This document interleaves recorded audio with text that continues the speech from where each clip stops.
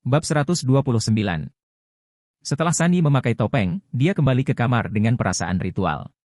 Sebelum pergi, dia bahkan bercanda dengan Ye Chen, mimpi Ben Gong selama bertahun-tahun akhirnya menjadi kenyataan, terima kasih kepada Xiao Chenzi. Ngomong-ngomong, Xiao Chenzi, pada malam yang sepi, pada saat malam musim semi, sendirian dengan seorang pria dan seorang janda, maukah kamu melayani istana ini? Ye Chen berpura-pura berdiri, tetapi Sunny menjulurkan lidahnya ke arah Ye Chen, dan menyenandungkan lagu kecil dan menutup pintu. Bibi bengong ada di sini hari ini, lain hari. Hari yang lain? Ye Chen menyentuh hidungnya tanpa daya, langsung kembali ke kamarnya, dan memasuki ruang rahasia untuk mulai berlatih. Meskipun dia memiliki keyakinan mutlak dalam mengalahkan Chen Baoguo, demi keselamatan, tidak ada yang salah dengan meningkatkan kekuatannya. Bahkan jika ada kecelakaan pada saat itu, dia masih memiliki kartu truf terbesar. Batu hitam, ilhami yang maha kuasa. Saya tidak tahu seberapa kuat karakter kuno itu. Lupakan saja, jangan pikirkan itu, lakukan saja dengan ketenangan pikiran. Sekarang ranahnya ada di lantai 7 ranah kayuan, minum beberapa pil, dan coba lihat apakah dia bisa menerobos ke lantai 8 malam ini. Ye Chen menutup matanya dan menjalankan 9 surga yang mendalam yang jue, cahaya redup keluar dari tubuhnya. Seluruh tubuhnya ditutupi oleh lampu merah, dan nafas yang kuat membuat naga mengaum dari dantiannya. Pada saat ini, sebuah batu hitam terbang dan melayang di atas kepala Ye Chen. Jejak energi spiritual melesat keluar dari batu, dan bahkan menembus ke dalam alis Ye Chen. Segera, seluruh ruangan menyala merah, dan kultivasi Ye Chen juga meningkat pesat. Keesokan harinya, Ye Chen membuka matanya dan menghembuskan napas keruh. Setelah 1 malam pelatihan, ia berhasil memasuki lantai 8 alam kayuan. Kecepatan latihan ini terlalu cepat. Secara logika, energi spiritual Huaxia tipis, jauh lebih padat dari tempat itu, dan kecepatan terobosan seharusnya lebih lambat, tetapi situasimu justru sebaliknya. Mata Ye Chen jatuh pada batu hitam. Apakah karena kamu? Pada saat ini, batu hitam itu benar-benar melayang, dan bahkan sedikit bergetar, seolah mengangguk. Persetan! Kamu masih memindahkan batu ini? Kata-kata itu jatuh, dan batu hitam itu terdiam lagi, seolah-olah sedikit marah. Ye Chen berencana untuk melanjutkan mempelajari batu itu, tetapi suara Sunny datang dari luar. Xiaozi, ini waktunya sarapan. Ben Gong tidak menunggumu. Yang akan datang. Setelah sarapan, Sunny pergi ke grup Tianzheng, sementara Ye Chen memanggil Yingqing dan memintanya untuk datang mengambil pil obat. 10 menit kemudian, Yingqing datang ke produk pertama Thomson dan membunyikan bel pintu. Ye Chen membuka pintu, dan Yingqing berkata dengan penuh semangat, Tuan Ye, saya mengganggu Anda. Setelah apa yang terjadi kemarin, Yingqing bahkan mengganti namanya. Dia tahu betul betapa beratnya kata-kata kepala suku. Dan kepala suku sangat optimis tentang pria di depannya. Ye Chen melirik keduanya di pintu, mengangguk, mengambil kantong plastik di atas meja dan menyerahkannya kepada Yingqing. Yingqing mengira itu sarapan, dan melambaikan tangannya dengan cepat, Tuan Ye, Anda terlalu baik, saya sudah sarapan di pangkalan. Ye Chen terkejut, memutar matanya ke arah Yingqing, dan berkata, ada 200 pil obat di dalamnya. Jika kamu tidak menginginkannya, lupakan saja. Eliksir. Yingqing mengulurkan tangannya tanpa sadar, dan dia menemukan bahwa tangannya agak kaku. Pil obat mahal seperti itu sebenarnya dikemas dalam kantong plastik semacam ini? Apa lucon? Bagaimana jika pilnya terkontaminasi? Yingqing bereaksi, mengambil kantong plastik dengan curiga. Meliriknya, dan wajahnya langsung pucat. Sial, orang ini benar-benar memasukkan pil obat ke dalamnya. Sial. Dia tampak bingung, dan dengan cepat memerintahkan teman-temannya, cepat. Bawa perangkat perlindungan anaerobik ke mobil. Kapten, tapi perangkat itu berisi sampel darah yang dikumpulkan untuk misi ini. Yingqing memarahi, buang saja. Sampel darah dapat dikumpulkan lagi, apa yang harus saya lakukan jika ada masalah dengan pil obat? Pergi. Ya. Kapten. Ye Chen tidak bisa menahan perasaan geli ketika dia melihat reaksi besar dari mereka berdua, dan mengingatkan, pil obat yang saya buat tidak begitu rapuh, mereka tidak membutuhkan lingkungan anaerobik, mereka dapat dikemas dalam plastik. Tas, jangan khawatir, jika Anda memiliki pertanyaan, Anda dapat menemukannya secara langsung. Saya, kehilangan 10 untuk 1 buruk. Mendengar jaminan Ye Chen, Yingqing menarik napas dalam-dalam dan memberi Ye Chen penghormatan standar militer. Atas nama Komando Jiwa Naga, saya berterima kasih atas semua yang telah Anda lakukan. Jangan beri aku set ini, jangan berikan. Tepat saat Ye Chen hendak menutup pintu, Yingqing buru-buru berkata, ada satu hal lagi. Kepala desa memintaku untuk memberitahumu bahwa besok, tidak peduli trik apa yang dimainkan Chen Baoguo dan keluarga Jiang, kami akan mengambil tindakan ketika diperlukan. Terima kasih. Pintunya tertutup. Pada saat yang sama, ada rumah teh di Jiangcheng. Chen Baoguo dan Jiang Yuanli duduk di kedua sisi, dan di atas duduk seorang lelaki tua yang menakutkan. Orang tua itu adalah salah satu juri dari platform seni bela diri ini, Yuan Jingfu.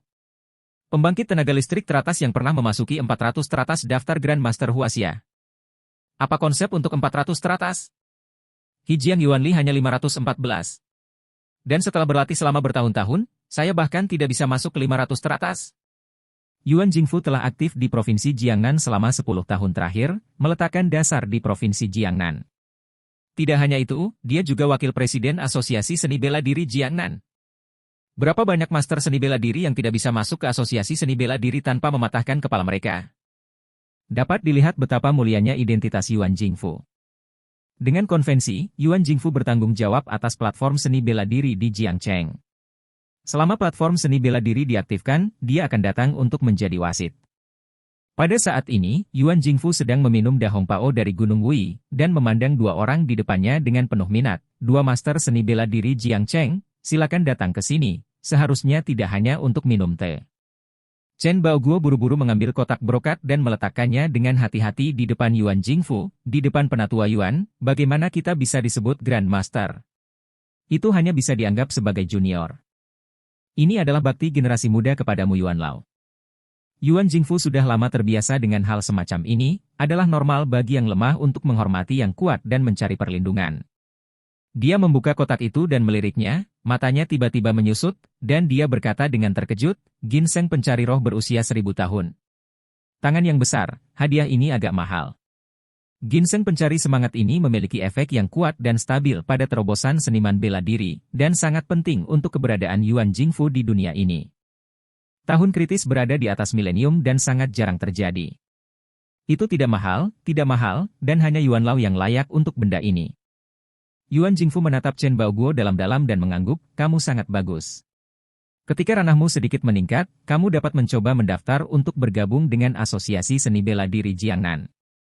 Wajah Chen Baoguo memerah, jelas sedikit bersemangat. Setelah beberapa saat, dia memikirkan tujuan terbesar datang ke sini, dan dengan cepat berkata, Yuan tua, besok akan menjadi pertempuran antara junior dan anak itu di platform seni bela diri. Aku ingin tahu apa yang ada dalam pikiran Tuan Yuan. Mata Yuan Jingfu sedikit menyipit, tentu saja dia mengerti apa yang dimaksud pihak lain, dan berkata sambil tersenyum, pihak lain baru berusia 20-an dan rambutnya belum tumbuh, jadi kamu tidak percaya diri? Chen Baoguo buru-buru menggelengkan kepalanya, tidak, Tuan Yuan, jangan meremehkan anak itu.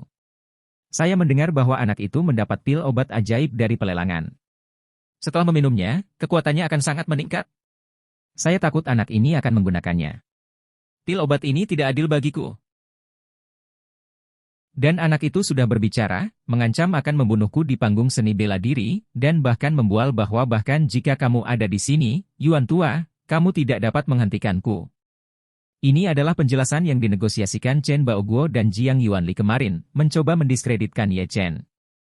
Ketika Yuan Jingfu mendengar bahwa Ye Chen menggunakan pil terlarang ini, dia bahkan mengganggunya, dia mendengus dingin, dan menampar telapak tangannya di atas meja, dia berani.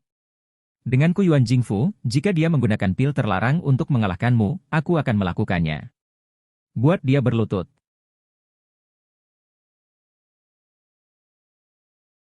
Berlutut. Minta maaf dengan kematian di depanmu. Bab 130. Chen Baoguo sangat gembira ketika dia mendengar pernyataan Yuan Jingfu. Yuan Jingfu adalah juri dari platform seni bela diri kali ini. Pembangkit tenaga listrik top lainnya. Dengan master yang bertanggung jawab, ruang apa yang bisa dimenangkan Ye Chen ini? Yuan Jingfu tiba-tiba memikirkan sesuatu, menatap Chen Baoguo, dan berkata dengan rasa ingin tahu, kamu memulai platform seni bela diri kali ini? Mungkinkah kamu memiliki perseteruan berdarah dengan Ye Chen ini? Ketika Chen Baoguo mendengar ini, tubuhnya bergetar dan matanya memerah, putra ini membunuh putra dan cucuku. Biarkan keluarga Chen saya tidak memiliki keturunan. Bisakah saya tidak membalas dendam ini? Yuan Jingfu tercengang, dan tepat saat dia akan berbicara, Jiang Yuanli juga berkata, putra ini memiliki kepribadian yang kejam dan tidak berkedip saat membunuh orang. Putra bungsu saya Jiang Weilin minum pil hari itu, dan putra ini tega untuk menonton dan secara brutal membunuh anakku. Orang ini hanyalah sampah dari dunia seni bela diri kuno. Mendesis. Yuan Jingfu menarik napas, anak bernama Ye Chen ini terlalu gila, dia benar-benar membunuh putra dari dua master top di Jiangcheng satu demi satu. Benar-benar ceroboh. Ada juga jejak kemarahan di hatinya, dan dia meyakinkan keduanya, jangan khawatir, serahkan masalah ini padaku besok, bahkan jika Raja Langit datang, jangan coba-coba menyelamatkan putra ini. Binatang harus dipermalukan dan dipenggal. Jiang Yuanli mengepalkan tinjunya dengan erat, lalu memutar matanya, bertepuk tangan, dan berkata keluar kotak, bawa orang masuk. Beberapa detik kemudian, 3 wanita dengan sosok bergelombang masuk.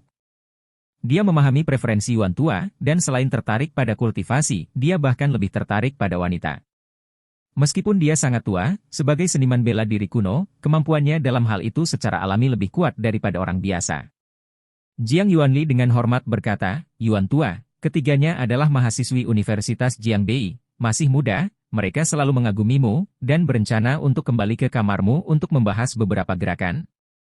Yuan Jingfu melihat ketiga gadis muda itu, dengan sedikit di matanya, dia membelai janggutnya dan tersenyum, mudah untuk berbicara, mahasiswi saat ini ingin belajar, dan lelaki tua itu, sebagai penatua, tentu ingin menghiburnya. Lantai atas kelas 1 Thomson. Ye Chen menerima telepon dari Shen Haihua.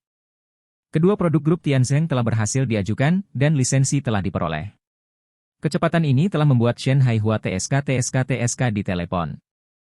Lagi pula, bahkan jika benda ini menggunakan hubungan, itu akan memakan waktu paling cepat seminggu. Tetapi orang-orang yang diatur Ye Chen benar-benar melakukannya hanya dalam 1 hari.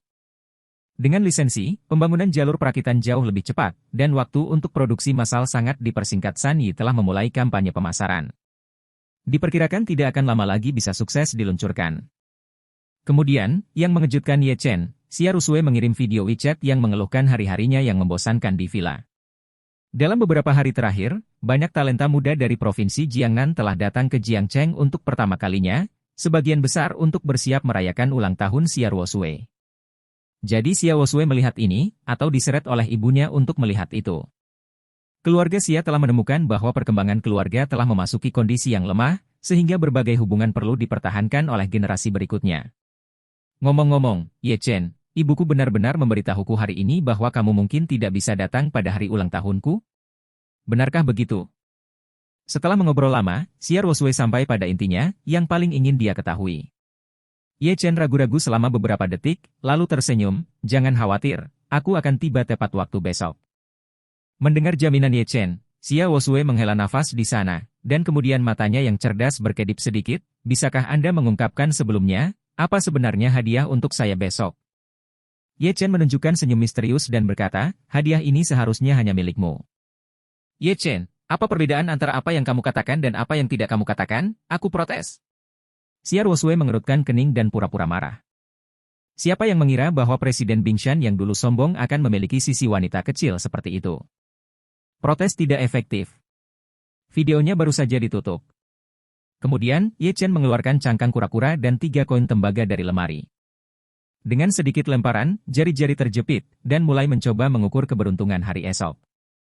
Tetapi cangkang kura-kura tidak bereaksi sama sekali, dan yang lebih aneh lagi adalah 3 koin tembaga jatuh, tanpa kedua sisi, tetapi berdiri di atas meja.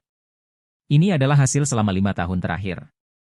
Pada awalnya, Ye Chen sedikit penasaran, tetapi setelah itu, dia benar-benar terbiasa dan mati rasa. Orang tua itu berkata bahwa hidupku bahkan tidak memenuhi syarat untuk ikut campur di jalan surga. Benarkah? Tanpa berpikir lagi, Ye Chen menutup matanya dan memasuki kondisi kultivasi. Keesokan harinya, jam 10 pagi. Ye Chen membuka matanya, dan jejak niat membunuh yang dingin tiba-tiba keluar.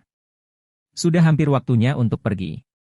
Ye Chen bangun, ada sarapan yang ditinggalkan San Yi di ruang tamu, dan ada catatan tempel di atas meja, mengingatkan Ye Chen bahwa jika sarapannya dingin, pergi ke microwave untuk menghangatkannya sebentar. San Yi bahkan khawatir Ye Chen tidak akan bisa menggunakan oven microwave, dan menulis langkah-langkah spesifik di catatan itu. Gadis ini, apakah kamu benar-benar berpikir aku tidak tahu apa-apa? Setelah makan sarapan penuh kasih sayang, Ye Chen turun seperti biasa. Dia akan memanggil taksi, tetapi menemukan sebuah van komersial Mercedes-Benz hitam sudah diparkir di pintu. Ada seorang wanita yang agak menawan berdiri di luar mobil, itu adalah Jin Lengyan. Jin Lengyan melihat Ye Chen, dan dengan cepat berjalan untuk menemuinya. Tuan Ye, apakah Anda benar-benar pergi ke platform seni bela diri? Kalau tidak, Ye Chen mengangkat bahu. Jin Lengyan tahu bahwa tidak ada gunanya membujuk Ye Chen sekarang, jadi dia berinisiatif membukakan pintu mobil untuk Ye Chen. Tuan Ye, biarkan aku mengantarmu ke sana. Dia benar-benar tahu betul di dalam hatinya bahwa ini mungkin lapisan terakhir yang dia kirim ke Ye Chen. Baik. Ye Chen berkata dengan ringan.